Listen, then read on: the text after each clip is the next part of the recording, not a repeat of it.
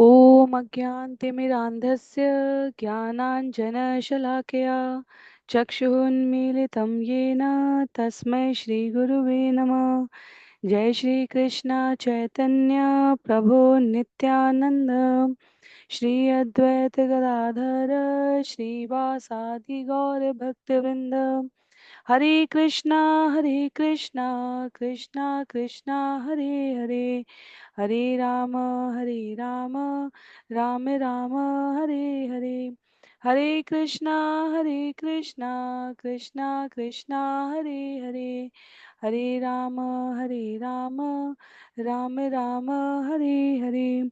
हरे कृष्णा कृष्णा कृष्णा हरे हरे, हरे राम राम राम हरे हरे। हरे कृष्णा। सभी भक्तों को सादर प्रणाम। चैतन्य चरितामृत सत्र 117 में सभी भक्तों का स्वागत है। हम सभी यहाँ पर कृष्णदास कविराज गोस्वामी द्वारा लिखित एवं भक्ति वेदांत स्वामी श्रील प्रभुपाद द्वारा तात्पर्य सहित विवेचित चैतन्य चरितामृत पुस्तक को श्रवण कर रहे हैं, जिसमें चैतन्य महाप्रभु की जीवनी का उल्लेख है, जो 3 भागों में वर्णित है: आदि लीला, मध्य लीला एवं अंत लीला। आदि लीला में पूर्ण पुरुषोत्तम भगवान श्री कृष्ण के भगवत अवतार भक्त रूप में स्वयं चैतन्य महाप्रभु उपस्थित होते हैं और उनके सन्यास के पूर्व की लीला का उल्लेख है। मध्य लीला में सन्यास लेने के उपरांत के प्रथम 6 वर्षों की वार्ताओं का, घटनाओं का, कथाओं का उल्लेख है। और अंत लीला में हम भगवान के अंतिम महाभाव अवस्था के बारे में श्रवण करते हैं। मध्य लीला अध्याय 20, जहां हम सभी आज इस अध्याय के भाग 6 को श्रवण करेंगे, क्योंकि अध्याय काफी विस्तीर्ण है। इसमें 406 छंद हैं और हम सभी प्रथम 5 सत्रों में इस अध्याय के 270 छंदों को श्रवण कर पाए हैं। पूर्ण पुरुषोत्तम भगवान श्री कृष्ण चैतन्य महाप्रभु के रूप में सनातन गोस्वामी के जेल से छूटकर आने के उपरांत, जेल जो कि नवाब हुसैन शाह द्वारा सरकारी सेवाओं को अस्वीकार कर देने के उपरांत उन्हें प्राप्त हुई थी, वहां से सनातन गोस्वामी चैतन्य महाप्रभु के संग मिलने के लिए, भेंट करने के लिए, वार्ता करने के लिए वाराणसी पहुंचे हैं और वहां ये संवाद चल रहा है। भगवान साधना के स्तर बतलाने के पश्चात, भक्तों के प्रकार बतलाने के उपरांत सनातन गोस्वामी को बता रहे हैं कि भगवान के स्वरूप विस्तार कितने हैं, क्यों हैं और किस प्रकार से यह स्वयं पूर्ण पुरुषोत्तम भगवान की योजना में आयोजित है। तो छंद संख्या 271 से हम सभी आरंभ करेंगे।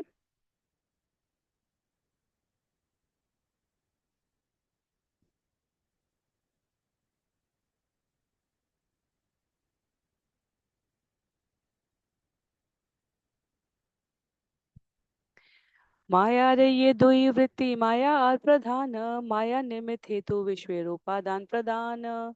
कहते हैं माया के 2 कार्य हैं, इनमें से एक माया कहलाता है और दूसरा प्रधान कहलाता है। माया सूचक है निमित्त कारण की, और प्रधान उन उपादानों का सूचक है जिनसे विराट जगत की सृष्टि होती है। तो यहाँ पर यदि पिछले छंद में देखें तो शक्तिमान से अब शक्तियों की ओर, छंद संख्या 270 में शक्तियों की ओर विस्तीर्ण इस संवाद में आध्यात्मिक जगत का परिचय देते हुए और उसे भौतिक जगत की भिन्नता से विलग बतलाते हुए बताया गया कि आध्यात्मिक जगत में न सतोगुण है, न रजोगुण है, न तमोगुण है, न मिश्रित सत्व है, न वहाँ काल है, न वहाँ माया का प्रभाव है। और माया जिसको हम सामान्यतः साधारण स्तर पर भी प्रयोग करने के शब्द में बहुत माया है, इसका अर्थ है बहुत अधिक आसक्ति है, बहुत अधिक इस अशाश्वत जगत से संबद्ध है। ये अंतर बतलाने के लिए यहाँ कृष्णदास कविराज गोस्वामी कहते हैं, भगवान ने बताया कि भगवान की शक्तियां अंतरंगा, बहिरंगा और तटस्थ शक्ति के उ- उपरांत जीव के लिए ये समझना आवश्यक है कि इन शक्तियों के कार्य क्या हैं। तो माया शक्ति, बहिरंगा शक्ति का कार्य है कि वह इस भौतिक जगत में प्रकृति के अर्थात हमारे स्वभाव को अनेकानेक प्रकार के विकारों से युक्त करके भगवान से विमुख करने के लिए कारकों के साथ सेवा में संलग्न है। कैसे? से पुरुष माया पाने करे अवधान, प्रकृति शोभित करी करे विधि राधान। जब पूर्ण पुरुषोत्तम भगवान भौतिक शक्ति पर दृष्टि डालते हैं तो वह शुद्ध हो जाती है। उस समय भगवान उसमें जीव रूपी अपनी मूल वीर्य प्रविष्ट कर देते हैं। तो श्रील प्रभुपाद कहते हैं यहाँ पर भगवान ने भगवत गीता में अपने मुखारविंद से कहा है, सर्व योनिषु कौन्तेय मूर्तय संभवन्ति या, तासाम ब्रह्म महत्यो न निरहम बीज प्रदपिता। कह रहे हैं यहाँ पर, हे कुंती पुत्र, यह समझ लो, इस भौतिक प्रकृति में सारी योनियां जन्म लेने के कारण ही संभव हुई हैं, और मैं वीर्य देने वाला पिता हूँ। सर्वयोनिषु कौन्तेय मूर्तयः सम्भवन्ति वा, तासां ब्रह्म महत्यो न निरहं बीज प्रदपिता। भगवान कहते हैं आगे ब्रह्म संहिता में, भगवान के बारे में स्वयं ब्रह्मा जी कह रहे हैं, अग्निर्मही गगनमम्बुमरुद्दिशश्च, कालस्तथात्ममनसीति जगत्त्रयाणि, यस्माद्भवन्ति विभवन्ति विशन्ति यं च, गोविन्दमादिपुरुषं तमहं भजामि। पूर्ण पुरुषोत्तम भगवान से सारे भौतिक तत्व तथा आध्यात्मिक आत्मा स्फुलिंग उद्भूत हो रहे हैं। जैसे अग्नि प्रमुख है और उससे विभिन्न प्रकार की चिंग छोटी बड़ी आकार की चिंगारियां निकल रही हैं, उसी अर्थ में यहाँ पर कहा जा रहा है कि परमात्मा से विभिन्न स्फुलिंगों के रूप में हम सभी आत्म तत्व उद्भूत हुए। हमारी वास्तविक पहचान शाश्वत है, पर क्योंकि हमारी इच्छाओं ने, कामनाओं ने, जन्म जन्मांतर के विभिन्न शरीरों के संसर्ग ने हमें वह विस्मृति दे दी है, इसलिए हम अपने आप को कर्ता समझ लेते हैं। और यहाँ पर इस विशेष भौतिक शक्ति जो भगवान के द्वारा सृजित है, जीव को वास्तव में सबक सिखाने के लिए, अनेकों प्रकार के दुख और ताप के द्वारा पीड़ित करके यह स्मरण कराने के लिए कि यह विश्व, यह जगत मेरी वास्तविक पहचान, मेरा वास्तविक गंतव्य नहीं है।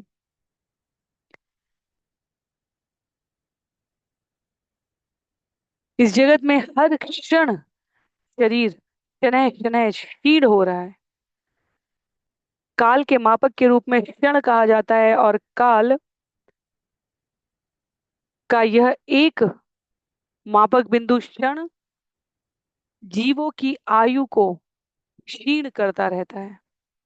इस परम सत्य को जो समझते हैं वह इस बहिरंगा शक्ति के प्रभाव में नहीं आते, वह भगवान को सभी प्रकार के उत्पत्ति के मूल कारक के रूप में समझते हैं। और वही यहाँ पर भगवान ने कहा है, स्वांग स्वांग विशेष भाष्य रूपे प्रकृति संस्पर्शन जीव रूप बीज ताते कैला समर्पण।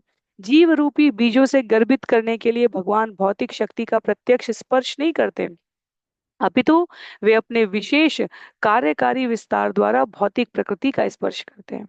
इस तरह सारे जीव जो उनके अंश रूप हैं भौतिक प्रकृति में गर्भित हो जाते हैं। तो जब भगवान कहते हैं मैं इस जगत में होते हुए भी नहीं होता हूँ, मैं समस्त कार्य करते हुए भी नहीं कर रहा होता हूँ, तब भगवान की ये शक्तियों के कारक, कारक अर्थात जो अन्य कर रहा है उसके द्वारा इन सब का संचालन है।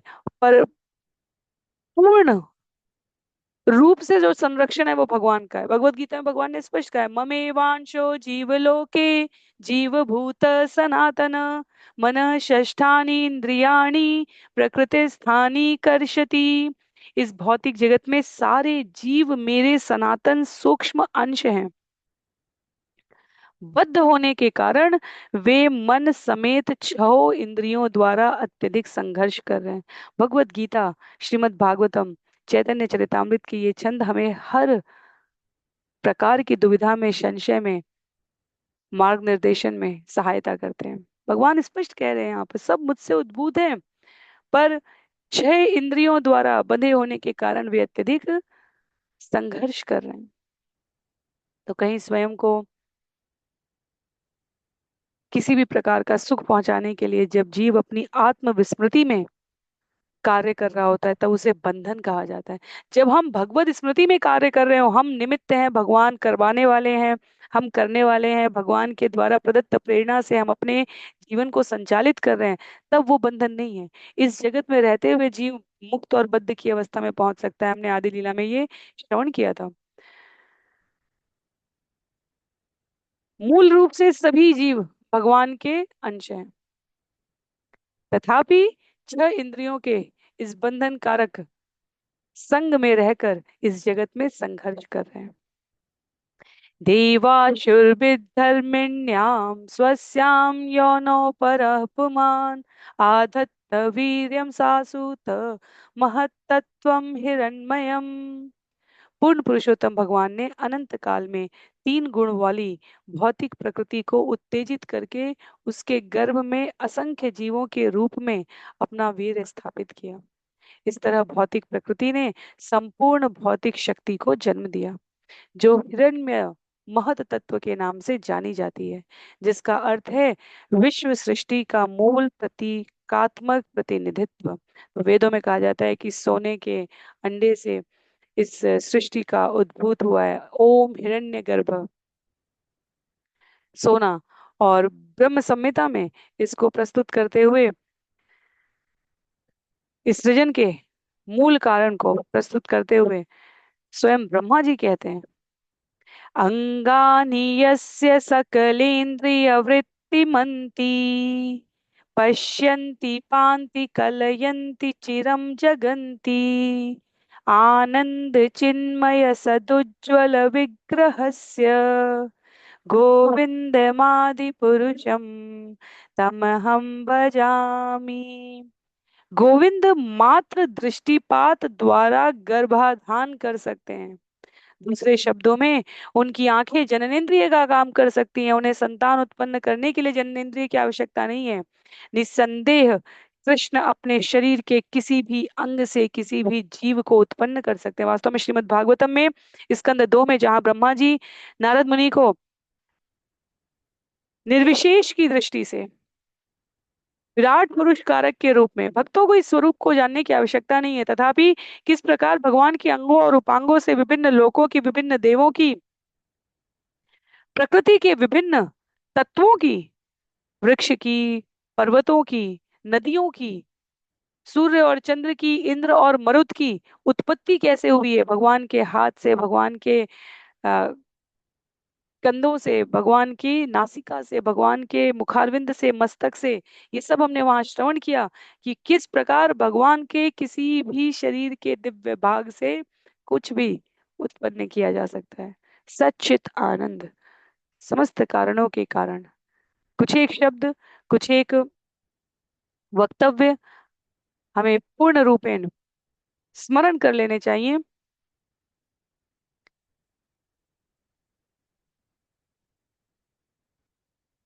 क्योंकि जब भी तात्विक व्याख्या आती है तब वो हमें सहायता करते हैं। भगवान के शब्द के वचन है, भगवान के मुखारविंद से निकले हुए वचन है, उन्हें यथारूप में हमें स्वीकार कर लेना है। आगे है, कालवृत्त्या तु मायायां गुणमय्यां मधोक्षज पुरुषेणात्मभूतेन वीर्यमाधत्त वीर्यवान। काल क्रम में पूर्ण पुरुषोत्तम भगवान महावैकुंठनाथ ने अपने श्वांस विस्तार महाविष्णु द्वारा भौतिक प्रकृति के गर्भ के भीतर जीव रूपी वीर्य स्थापित किया था। जब हमने पुरुष अवतार के बारे में श्रवण किया था तब वहां हम इस क्रम को समझ पाए थे कि किस प्रकार महाविष्णु कारणोदक्षाय विष्णु, तदुपरांत गर्भोदक्षाय विष्णु एवं उसके उपरांत क्षीरोदक्षाय विष्णु के रूप में भगवान इस प्रकृति के प्रत्येक कारण में कारक के रूप में स्थित है। तबे महतत्व है ते त्रिविध अहंकार, यहाँ है ते देवतेन्द्रिय भूतेर प्रचार। सर्वप्रथम समग्र भौतिक शक्ति प्रकट होती है, जिससे तीन प्रकार के अहंकार प्रकट होते हैं, और यही वे मूल स्रोत हैं जिनसे सभी देवता, इंद्रियां तथा भौतिक तत्व विस्तार करते हैं। तो भगवत भगवत गीता में भगवान बता रहे हैं उत्पत्ति के कारक को, भागवतम में ब्रह्मा जी कह रहे हैं कि जब सृष्टि की उत्पत्ति हो रही तो पहले महत तत्व से अहंकार उत्पन्न होता है, उसके बाद हम क्रोध, लोभ, इन प्रकार के विकारों को भी, तमस को भी जानेंगे। यहाँ तक कि मृत्यु, काल, अधर्म किस प्रकार संबद्ध है, ये सब भागवतम में वहां उल्लिखित किया गया है। जीवों की उत्पत्ति से पहले ये वैकारिक, तेजस, तामस, सतरज और तम वाले अहंकार उत्पन्न होते हैं। इसलिए कहा गया है कि अहंकार अपने आप में बुरा नहीं है, क्रोध अपने आप में बुरा नहीं है, लोभ अपने आप में बुरा नहीं है, और प्रकृति के कौन से गुण के संसर्ग में हम अपने जीवन में इसको व्यवहार में लाते हैं उसमें अंतर है। एक माता का, अभिभावक का अपनी संतान की रक्षा के लिए किया गया क्रोध सर्वमान्य है।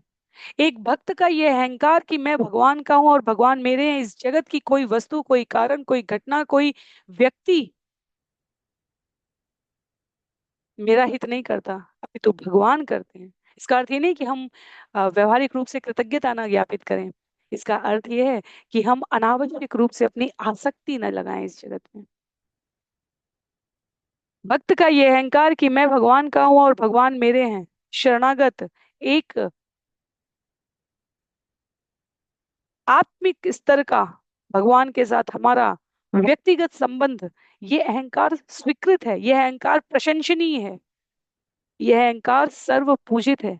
तो अहंकार, क्रोध, लोभ जब हम ऊपरी स्तर पर देखते हैं, श्रील प्रभुपाद से पूछा गया एक पाश्चात्य जगत में रिपोर्टर के द्वारा कि आप कहते हैं सब कुछ भगवान से उद्भूत है, तो क्रोध भी भगवान से उद्भूत है। श्रील प्रभुपाद ने कहा बिल्कुल उद्भूत है। उन्होंने कहा इसे कैसे समझा जाए। उन्होंने बताया जब जब भक्तों के ऊपर कोई संकट आता है, उनकी रक्षा करने के लिए भगवान अपने इस क्रोध रस का आनंद लेते हैं। वृंदावन में अनेक अनेक क्रोध, राक्षसों को मारने के लिए तो क्रोध का भाव धारण करना ही पड़ेगा। तो क्रोध, लोभ, अहंकार जिन्हें हम सामान्यतः प्रकट करते हैं, विकार है, क्योंकि जो कुछ भी इस जगत से संबंधित है आसक्ति के अर्थ में, वो हमें विकार देगा, जीवन में आसक्ति देगा। और जो कुछ भी हम आध्यात्मिक स्तर पर संबद्ध कर देते हैं, भगवान की प्रसन्नता के लिए स्वीकार करते हैं, वह हमें शुद्ध सत्व प्रदान करेगा। इसलिए श्रील प्रभुपाद कहते हैं माया अपने आप में, लक्ष्मी हर क्षण भगवान की सेवा में लगी हुई है। यदि हम लक्ष्मी का प्रयोग विभिन्न मंदिरों के निर्माण में, अर्चा विग्रहों के श्रृंगार में, प्राणियों को भगवत प्रसाद वितरित करने में, उत्सवों के आयोजन में, भगवान की महिमा के प्रचार के किसी भी रूप में प्रयोग कर रहे हैं, तो लक्ष्मी का उपयोग उचित है, क्योंकि लक्ष्मी स्वयं भगवान की सेवा में, भगवान की भक्ति करने के लिए, जिस प्रकार ये सोशल मीडिया अनेक अनेक माध्यमों से, यदि हम जीव को उसकी वैचारिक व्यवहारिक दुविधा से निकालकर शास्त्र के मार्गदर्शन में प्रवृत्त होने के लिए प्रयोग करें, कभी छोटे शॉर्ट्स हैं, कभी अ, उत्सव विशेष का कार्यक्रम है, कभी इस प्रकार नियमित साधना श्रवण करने के, भक्ति के जो नवधा प्रकार हैं उनमें संलग्न होने के लिए इन माध्यमों का प्रयोग कर रहे हैं, तो यह शुद्ध है, सात्विक है। पर इसको देखने के लिए आए, यूट्यूब पर आए सत्य सुनने के लिए, और फिर हम अन्य प्रकार के भौतिक लिप्तता वाले वीडियोस, ऑडियोज में लग जाएं, तो उसके लिए हम ये नहीं कह सकते कि ये सात्विक है। तो हमें स्पष्ट रहना चाहिए कि हम साधन का प्रयोग साध्य को प्राप्त करने के लिए साधक के रूप में किस प्रकार से कर रहे हैं, साधन, साध्य और साधक के रूप में किस प्रकार से हम कर रहे हैं, उससे अंतर आता है। आगे कह रहे हैं सर्व तत्व मिली सृजिल ब्रह्मांडेर गण, अनंत ब्रह्मांड तार नाही गणन। विभिन्न तत्वों को मिलाकर भगवान ने सारे ब्रह्मांडों का सृजन किया। इन ब्रह्मांडों की संख्या अनंत है, श्वास श्वास में ब्रह्मांडों का सृजन, निलय और विलय हो रहा है, उन्हें गिन पाना संभव नहीं है। इहो मह सृष्टा पुरुष महाविष्णु नाम, अनंत ब्रह्मांड तार लोप को बेधाम। भगवान विष्णु का प्रथम रूप महाविष्णु कहलाता है।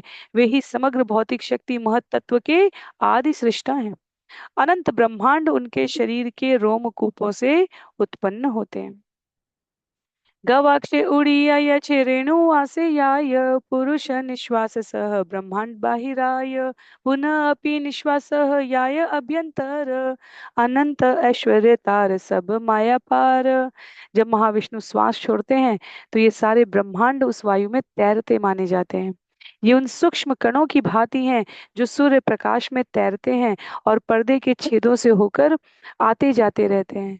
इस तरह ये सारे ब्रह्मांड महाविष्णु के उच्छ्वास से उत्पन्न होते हैं, और जब महाविष्णु श्वास लेते हैं तो वे सब पुनः उनके शरीर के भीतर चले जाते हैं।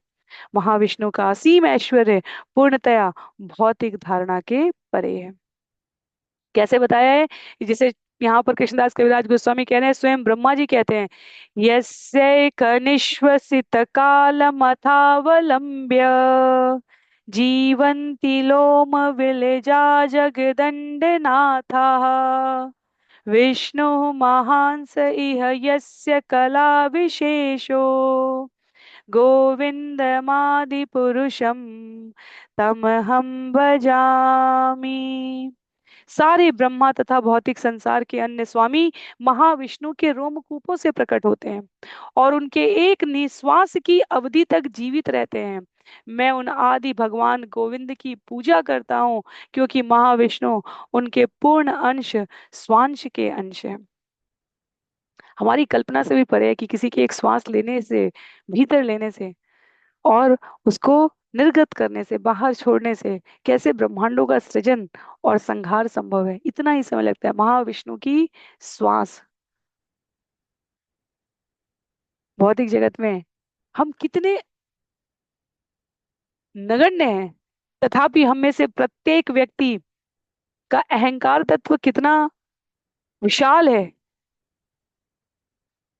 इस एक ब्रह्मांड के, एक लोक के समस्त जीवों की संख्या में केवल मनुष्यों के रूप में हम एक बिंदु से भी अधिक नगण्य हैं,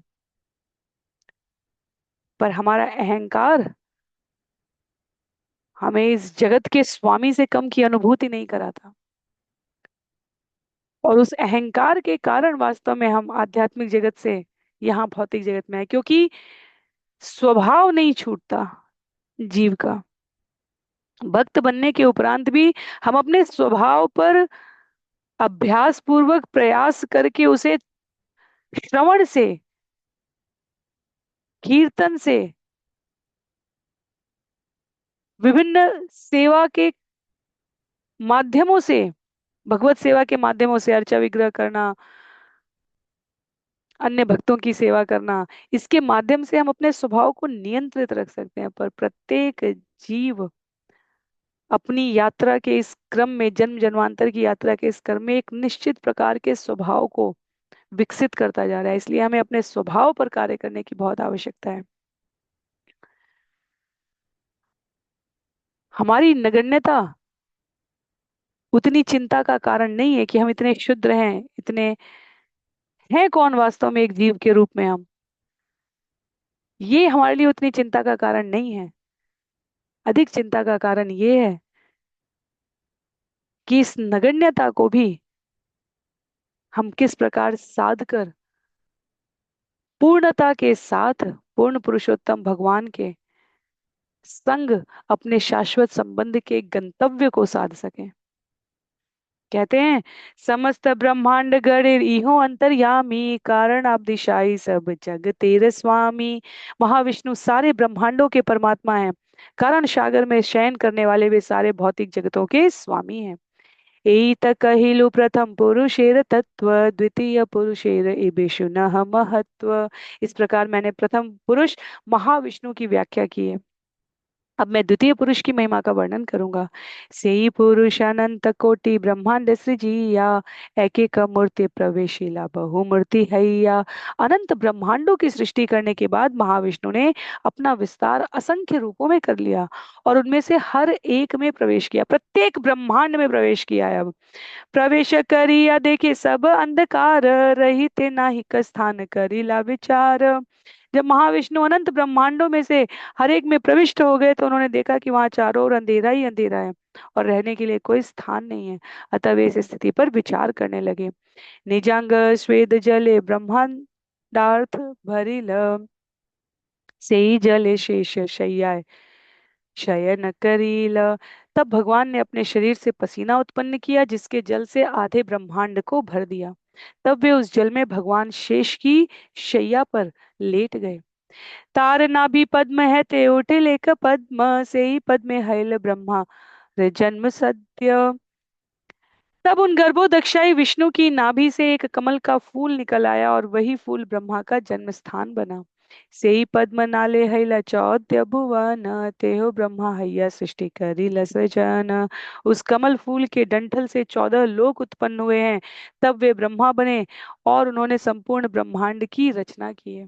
भागवतम कहता है, जब किसी मनवंतर में ब्रह्मा के लिए पदवी को सुशोभित करने के लिए कोई श्रेष्ठतर जीव नहीं होता है, तब भगवान को स्वयं ब्रह्मा भी बनना पड़ता है। ये और भी अधिक आश्चर्यजनक कारक है। कहते हैं, विष्णु रूप हैया करे जगत पालने गुणातीत विष्णु स्पर्श नहीं माया सहने। इस प्रकार अपने विष्णु रूप से पूर्ण पुरुषोत्तम भगवान संपूर्ण भौतिक जगत का पालन करते हैं। क्योंकि वे सदैव भौतिक गुणों से परे हैं, अतः भौतिक प्रकृति कभी भी उनका स्पर्श नहीं कर सकती। तो भगवान विष्णु भौतिक गुणों से परे बताए गए हैं। यहाँ कहा जा रहा है, भौतिक गुणों के अवतार में ब्रह्मा जी, शिव जी ये आते हैं, पर विष्णु उनसे अलग हैं। ओम तद विष्णु परम पदम। परम पदम सूचित करता है कि वे भौतिक गुणों से परे हैं। वास्तव में जब इसकी व्यवहारिक व्याख्या हम अन्य अनेकों स्थान पर श्रवण करते हैं, तब भी ये विषय स्पष्ट किया गया है। जीव के रूप में अधिकतम हम ब्रह्मा के पद तक पहुंच सकते हैं। हमने राजाओं महाराजाओं को अश्वमेध यज्ञ करके इंद्र की पदवी प्राप्त करने के लिए कहा है कि वो इंद्र की पदवी की अभिलाषा से स्वर्ग लोक पर अधिकार करने की कामना से अश्वमेध यज्ञ करते थे, और इसलिए देवतागण सदैव चिंतित दिखते हैं। देवता भगवान से भिन्न है। जिस प्रकार मंत्री पद होते हैं इस जगत में, उस प्रकार देवताओं की पदवी है। और जिस प्रकार प्रमुख मंत्री, प्रधानमंत्री या राष्ट्रपति सत्ता की ये एक उपमा है, ये एक आसानी से समझे जाने वाले क्रम के रूप में बताया जा रहा है।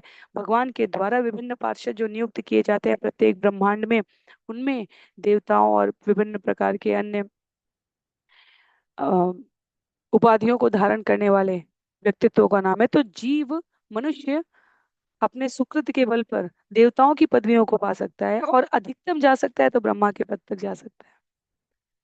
ये समझने की आवश्यकता है। पर ब्रह्मा की पदवी से ऊपर हैं हमारे महादेव, और महादेव जीव की श्रेणी में नहीं आते हैं।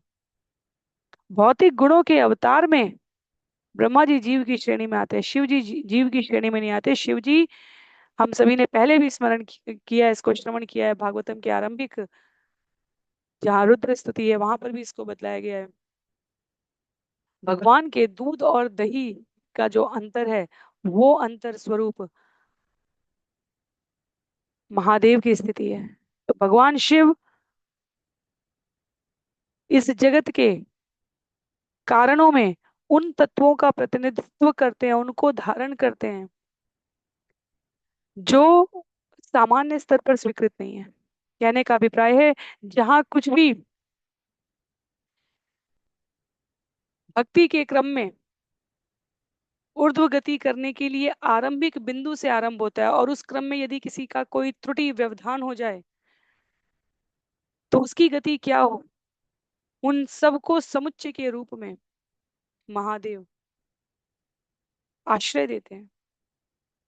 तो ब्रह्मा जी अपने आप में अत्यंत शक्तिशाली जीव हो गए। शिव जी उनसे ऊपर है, जीव की श्रेणी में नहीं है, पर पुनः विष्णु की श्रेणी में भी नहीं है, क्योंकि दूध से दही बनता है, दही से वापस दूध नहीं बनता। छंद संख्या 290 में इस स्थिति को स्पष्ट करते हुए कहते हैं कृष्णदास कविराज गोस्वामी, रुद्र रूप धरि करे जगत संहार सृष्टि स्थिति प्रलय है इच्छा यहार। वे अपने रुद्र रूप में इस भौतिक जगत का संहार करते हैं। दूसरे शब्दों में उनकी इच्छा से ही, अर्थात पुनः वापस विष्णु के क्रम में जाते हुए कहते हैं, उनकी इच्छा से ही संपूर्ण जगत का सृजन पालन और संहार होता है। ब्रह्मा विष्णु शिव तार गुण अवतार सृष्टि स्थिति प्रलय ये रति निरधिकार। ब्रह्मा विष्णु तथा शिव ये तीनों उनके भौतिक गुणों के अवतार हैं। क्रमशः सृष्टि पालन और संहार इन तीन पुरुषों के अधिकार में है। हिरण्य गर्भ अंतर्यामी गर्भोदक्षाई सहस्त्र शीर्षादि करी वेदे यारे गाई। गर्भोदक्षाई विष्णु जो कि इस ब्रह्मांड में हिरण्य गर्भ तथा अंतर्यामी अर्थात परमात्मा के नाम से जाने जाते हैं, उनकी महिमा का गायन वेदों में सहस्त्र शीर्षा शब्द से प्रारंभ होने वाले स्त्रोत द्वारा किया जाता है। एतद्वितीय पुरुष ब्रह्मांडेर ईश्वर मायार आश्रय है तबो माया पार। द्वितीय पुरुष गर्भोदक्षाय विष्णु प्रत्येक ब्रह्मांड के स्वामी हैं और बहिरंगा शक्ति के आश्रय हैं, तो भी वे माया के स्पर्श से परे रहते हैं। तृतीय पुरुष विष्णु गुण अवतार, दुई अवतार भीतर गण नाताहार। विष्णु के तृतीय अंश क्षीरो दक्षाई विष्णु हैं जो सत्व गुण के अवतार हैं। इनकी गणना दो प्रकार के अवतारों में पुरुष अवतार और गुणावतार दोनों में की जाती है। प्रत्येक जीव के भीतर, जैसे कई देशों की करेंसी में कहा जाता है कि करेंसी नोट में जो मुद्रा है उसमें चिप लगी हुई है, तो तो उसका स्थानांतरण कैसे हो रहा है, कहाँ कौन से बैंक में, उस पर लिखे हुए नंबर, उस पे उस करेंसी की चिप से ये पाया प्राप्त किया जा सकता है संकेत कि वह कहाँ गमन कर रहे हैं। वैसे ही हम सब के भीतर चिप के रूप में, उस सॉफ्टवेयर के रूप में क्षीरोदक्षाई विष्णु है। जीव जहां जहां गमन करेगा उसके विचार, इसलिए जब जब भक्ति करने की बात की जाती है तब सबसे पहले कहा जाता है चेतो दर्पण मार्जनम। हम अपने हृदय को शुद्ध करें, मन को विकार रहित करें, तब अंतर जो में परमात्मा स्थित है उसके साथ हम अपने संबंध को समझ पाएंगे, जान पाएंगे। अन्यथा अपने जीवन के प्रतिदिन के कार्यों में हम विचार करके देखें, कितनी बार हम किस कार्य के लिए कहते हैं कि भगवान आप साक्षी हैं। सामान्यतया हम स्वयं को ही कर्ता मान बैठते हैं और स्वयं ही किए गए कर्म के परिणाम को भोगने के लिए भी उपस्थित है। भगवान प्रत्येक जीव के, वैसे तो चर और अचर सभी में व्याप्त हैं, तथापि मनुष्यों के रूप में हमारी चेतना हमें प्रशस्त करनी होगी कि भगवान वास्तव में हर क्षण हमारे भीतर उपस्थित है। हम उस चेतना को जागृत रखते हैं, सुप्त रखते हैं या सुषुप्त रखते हैं, उस आधार पर हमारी निकटता भगवान के साथ स्थापित होती है। प्रतिदिन सुबह उठने पर दोनों हथेलियों को जोड़कर जब कराग्रे वसुते लक्ष्मी कर मध्य सरस्वती कर मूलेषु गोविंदम प्रभाते कर दर्शनम, हम गोविंद को स्मरण करते हैं। कुछ क्षण पहले हम अपनी इस जगत में अपनी नगण्यता, कितने शुद्र हैं हम, इस विषय पर चर्चा कर रहे हैं, और अगले ही क्षण भगवान पतित पावन सभी के सर्वहितकारी कहे जाते हैं क्योंकि वो प्रत्येक जीव के साथ उपस्थित है। यदि हम केवल इस एक अभ्यास को धारण कर लें कि अपने मुख से निकलने वाले प्रत्येक वचन में, अपने मन में भ्रमण भ्रमण करने वाले प्रत्येक विचार में और अपने प्रत्येक कार्य में, शब्द विचार जो हम बोल रहे हैं, जो हम सोच रहे हैं और जो हम कर रहे हैं, उसमें हम हृदय में स्थित परमात्मा क्षीरोदक्षाई विष्णु को साक्षी कर लें, तब हम भगवान के साथ विनम्रता से पर अधिकार पूर्वक कह सकते हैं कि हमने संबंध स्थापित किया है। विराट व्यष्टि जीवेर तेहो अंतर्यामी क्षीरोदक्षाई तेहो पालन करता स्वामी।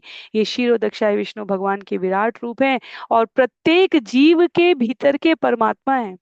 वे क्षीरोदक्षाई कहलाते हैं क्योंकि वे क्षीर सागर में शयन शयन करते हैं। वे ब्रह्मांड के पालक तथा स्वामी हैं।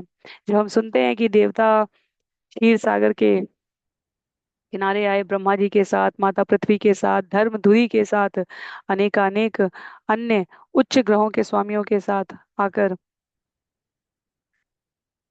प्रार्थना करते हैं, तब कृष्ण पुस्तक हो, भागवतम स्कंद 10 हो, हमने श्रवण किया है, तब वह ब्रह्मा जी के हृदय से वाणी के रूप में उनकी मानसिक तरंगों को उद्वेलित करते हुए उत्तर देते हैं।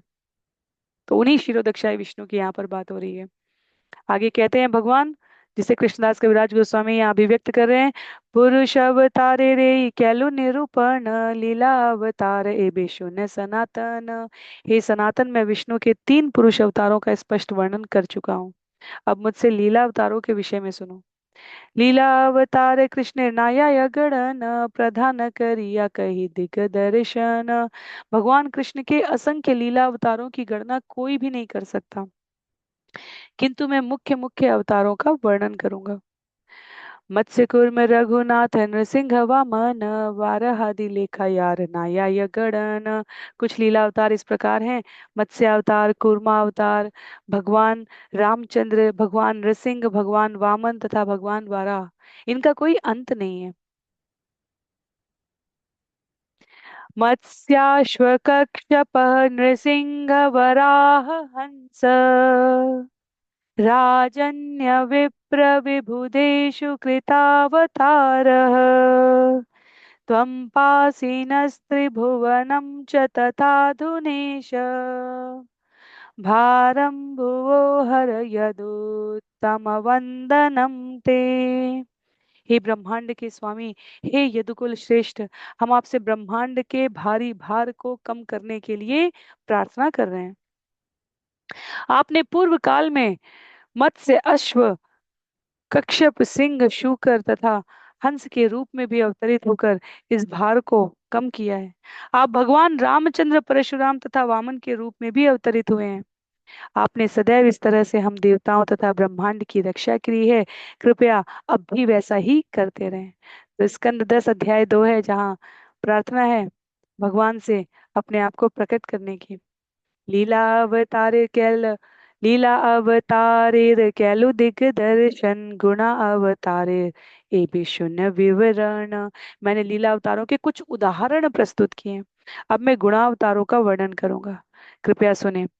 ब्रह्मा विष्णु शिव 3 गुण अवतार, त्रिगुण अंगीकरी करे सृष्टि आदि व्यवहार। इस भौतिक जगत में 3 प्रकार के कार्य हैं। इसमें हर वस्तु उत्पन्न होती है, वह कुछ काल तक रहती है और अंत में नष्ट हो जाती है। अतएव भगवान तीनों गुणों, सतो रजो तथा तमो गुणों के नियंता के रूप में अवतरित होते हैं, और इस तरह भौतिक जगत का व्यवहार चलता रहता है। कहते हैं, भक्ति मिश्र कृत पुण्य को न जीवोत्तम, रजो गुणे विभावित करी तारे मन। भक्ति मिश्रित पूर्व पुण्य कर्मों के फलस्वरूप उत्तम जीव अपने चित्त में रजोगुण से प्रभावित होता है। तो गुणा लीला अवतारों के उदाहरण दिए हैं, गुणा अवतारों का उल्लेख कर रहे हैं, और उस उल्लेख के क्रम में बता रहे हैं कि जीव के रूप में हम सभी पूर्व पुण्य कर्मों के फलस्वरूप अपने चित्त की विभिन्न गतिविधियों से प्रभावित होते हैं। इसलिए कहा जाता है, जो हम वर्तमान में कर रहे हैं कर्म, उससे हमारा भावी प्रारब्ध बन रहा है, और जो हमने पूर्व जन्मों के किए गए कर्मों को परिणाम स्वरूप में जानना चाहा है, वह हमारा वर्तमान प्रारब्ध है। तो जिसे हम भाग्य कहते हैं, वह पूर्व जन्मों के संचित कर्मों का परिणाम है। और जो और वो भाग्य प्रारब्ध हमें हमारे वर्तमान के कर्मों में हस्तक्षेप न करे, इसका हमें ध्यान रखना चाहिए। पर पूर्व जन्मों के परिणाम, कर्मों के परिणाम स्वरूप प्राप्त वर्तमान का प्रारब्ध, या वर्तमान कर्मों के द्वारा सृजित हो रहा हमारा भावी प्रारब्ध, दोनों सभी प्रकार की नकारात्मकता से मुक्त हो जाते हैं जिस क्षण जीव भगवत गीता भगवत गीता के भगवान के इस सूत्र को स्वीकार कर लेता है। कर्मण्यवाधिकारस्ते माँ फलेषु कदाचन माँ कर्म फले तो माँ संगोत्सव कर्मणि। अपने समस्त कर्मों का फल मुझे समर्पित कर दो। जिस क्षण हम हरि नाम में अपने आप को तत्पर करते हैं, हमारे पूर्व जन्म के संचित सारे अशुभ कर्म नष्ट हो जाते हैं। और आगे पूर्व नष्ट हो गए वो तो ठीक है, वर्तमान में हमारी प्रवृत्ति ऐसी हो जाए कि हम आगे के पाप कर्मों की ओर अपने आप को अभी प्रेरित ना करें। विषय आता है कि पाप क्या है जो शास्त्र में निषिद्ध है, अपराध क्या है जब उस पाप को हमने व्यवहार में कर लिया, जो निषिद्ध है उसे व्यवहार रूप में कर दिया तो हमारा अपराध कृत्य हो गया। भगवान कह रहे हैं यहाँ पर, जीव अपने चित्त को इन विभिन्न गुणों से प्रभावित करता है अपनी पूर्व संचित सुकृत के आधार पर गर्भोदकशाही द्वारा शक्ति संचारी व्यक्ति सृष्टि करे कृष्ण ब्रह्मा रूप धरी। ऐसे भक्त को गर्भोदकशाही विष्णु शक्ति प्रदान करते हैं। इस तरह ब्रह्मा के रूप में कृष्ण का अवतार पूरे ब्रह्मांड की संपूर्ण रचना करता है। विश्व प्रभुपाद स्पष्ट हमें स्मरण करा रहे हैं उनके पुरुष अवतार गर्भोदकशाही भौतिक सत्वगुण रजोगुण तमोगुण इन सब को स्वीकार करते हैं और भगवान विष्णु ब्रह्मा तथा शिव के रूप में अवतार लेते हैं। ये भौतिक गुणों के अवतार कहे जा रहे हैं। भास्वान् यथाश्म सकलेषु निजेषु तेजः स्वीयं क्रियत् प्रकटयत्यपि तद्वदत्र ब्रह्माय एष जगदण्ड विधान कर्ता गोविन्दमादिपुरुषं तमहं भजामि। सूर्य अपना तेज रत्न में प्रकट करता है, यद्यपि रत्न पत्थर होता है। इसी प्रकार भगवान गोविंद पुण्यात्मा जीव में अपनी विशेष शक्ति प्रकट करते हैं। इस तरह वह जीव ब्रह्मा बनता है और ब्रह्मांड के कार्यों को संभालता है। मैं उन आदि भगवान गोविंद की पूजा करता हूँ। कौन कल्पे यदि योग्य जीव नाही पाय आपने ईश्वर तबे अंशे ब्रह्मा हय। यदि किसी एक कल्प में उपयुक्त जीव ब्रह्मा का पदभार संभालने के लिए उपलब्ध नहीं होता तो पूर्ण पुरुषोत्तम स्वयं अपना विस्तार करके ब्रह्मा बन जाते हैं। तो इसी की बात की जा रही थी। ब्रह्मा के एक दिन में 1000 चतुर्युग होते हैं और एक चतुर्युग की जब हमने बात की थी तब सतयुग त्रेता द्वापर कलयुग मिलाकर एक चतुर्युग बनता है। यदि हमें सही से स्मरण है तो कलयुग के वर्षों की संख्या के दुगने में हमारा द्वापर 4,32,000 से 8,64,000 वर्ष, त्रेता 12 लाख और उस 12,86,000 और सतयुग 17,28,000 वर्ष हो जाता है। तो 17, 28, 12, 86, 8, 64 और 4, 32 इन वर्षों को मिलाकर एक चतुर्युग बन रहा है। और इसलिए यहाँ पर ऐसे 1000 चतुर्युग मिलाकर ब्रह्मा के एक दिन की बात की गई और इतनी ही रात्रि होती है। तो ब्रह्मा के जीवन का एक वर्ष 360 ऐसे दिन और रातों को मिलाकर होता है और ब्रह्मा ऐसे 100 वर्षों तक जीवित रहते हैं। तो ये विशालता है और ये ब्रह्मा की आयु बताई जा रही है। उस श्वास को जिसे हमने श्रवण किया महाविष्णु लेते हैं और निकालते हैं, जिसमें सृजन और प्रलय हो रहा है, उसमें ब्रह्मा के 100 वर्षों का ये गणित बताया जा रहा है यहाँ पर उस दीर्घता को समझने के लिए। कहते हैं छंद संख्या 306 में, यस्यांघ्रि पंकज रजो अखिलोकपाले मौल्युत्तमैर्धृतमुपासित तीर्थ तीर्थम ब्रह्मा भवोऽहमपि यस्य कला कलाया श्रेष्ठोद्वहेम चिरमस्य निपासनम क्व। 12,86,000 वर्ष नहीं होंगे, 12,96,000 वर्ष होंगे त्रेता त्रेता के लिए। तो 4,32,, 8,64,, 12,96,000 वर्ष होंगे। मैंने 86 वर्ष का और दिमाग में चल रहा था 86 नहीं, सुनने में श्रवण करने में ठीक है। क्या है? 12,96,000 और 4 गुना जाने पे हमारा 17,88,000 है। यहाँ पर कह रहे हैं भगवान कृष्ण के लिए सिंहासन का क्या मूल्य है।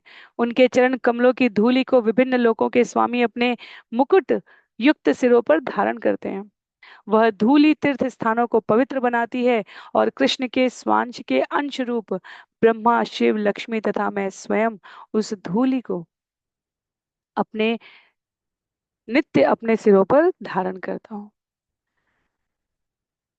तो श्रीमद् भागवतम का श्लोक है ये और कह रहे हैं यहाँ पर श्रील प्रभुपाद, जब बलदेव से चिकनी चुपड़ी बातें करके कौरव उन्हें अपनी ओर मिलाना चाह रहे थे और कृष्ण के विषय में बड़ा भला बुरा कह रहे थे। तब भगवान बलदेव नाराज हो गए थे और उन्होंने ये श्लोक क्या कहा था? भगवान कृष्ण के लिए सिंहासन का क्या मूल्य है? उनके चरण कमलों की धूलि को विभिन्न लोकों के स्वामी अपने मुकुट युक्त सिरों पर धारण करते हैं। वह धूलि तीर्थ स्थानों को पवित्र बनाती है और कृष्ण के स्वांश के अंश रूप ब्रह्मा शिव लक्ष्मी और मैं स्वयं उस धूलि को नित्य अपने सिरों पर धारण करता हूँ।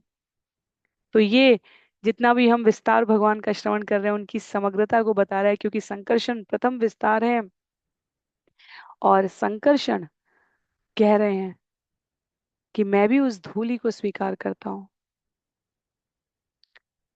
ये समग्रता का विस्तार ये स्थापित करने के लिए कि इस जगत की संपूर्ण रचना, इस ऐसे अनेकानेक जगतों की रचना, उनमें होने वाले कारण कारक योजना आयोजन सब भगवान की इच्छा से प्रेरित है और जीव के रूप में हमारी